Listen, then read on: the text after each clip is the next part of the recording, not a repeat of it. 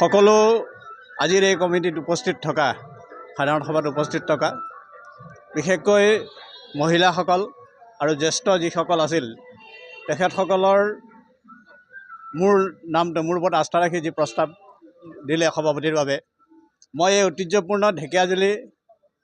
শ্বহীদ নগৰীৰ কেন্দ্ৰীয় ৰঙালী বিহুখনৰ আজি সভাপতি হিচাপে গ্ৰহণ কৰিছোঁ আৰু সকলোৰে সহায় সহযোগিতা পাম বুলি আশা ৰাখি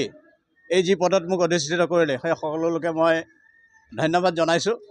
আৰু সকলোৰে সহযোগিতা বিচাৰিছোঁ। সকলোৰে জ্যেষ্ঠজন আগৰ সভাপতি সম্পাদককে আদি কৰি আমাৰ বন্ধুবৰ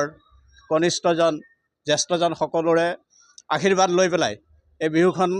সুকৰূপে চলাম বুলি পাৰিম বুলি পেলাই মই আশাবাদী। ঢেকীয়াজুলি ট্ৰাক ব্যৱসায়ী সন্থা ভৱনত এখন সাধাৰণ সভা অনুষ্ঠিত হয়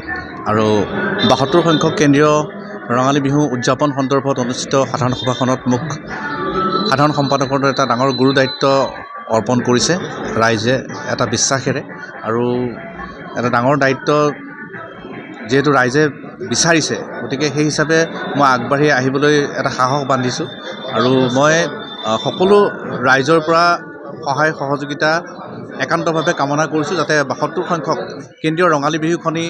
খুব সুন্দৰকৈ আমি পৰিচালনা কৰিব পাৰোঁ, সুপৰিকল্পিতভাৱে নিয়াৰিকৈ যাতে আমি চলাই নিব পাৰোঁ সেই ক্ষেত্ৰত সকলোৰে সহায় সহযোগিতা আমি আন্তৰিকতাৰে কামনা কৰিছোঁ। আৰু এই কমিটিখনত সভাপতি হিচাপে নিৰ্বাচিত হৈছে এককালৰ এগৰাকী সংস্কৃতিবান ব্যক্তি সাংস্কৃতিক কৰ্মী শ্ৰীযুত ৰোহিণী কেওট ককাইদেউ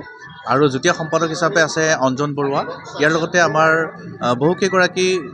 ঢেকীয়াজুলি গণ্যমান্য বিশিষ্ট ব্যক্তিয়ে এই কেন্দ্ৰীয় ৰঙালী বিহুখনত এক শক্তিশালী ভূমিকা গ্ৰহণ কৰিছে। গতিকে আমি আশা ৰাখিছোঁ যে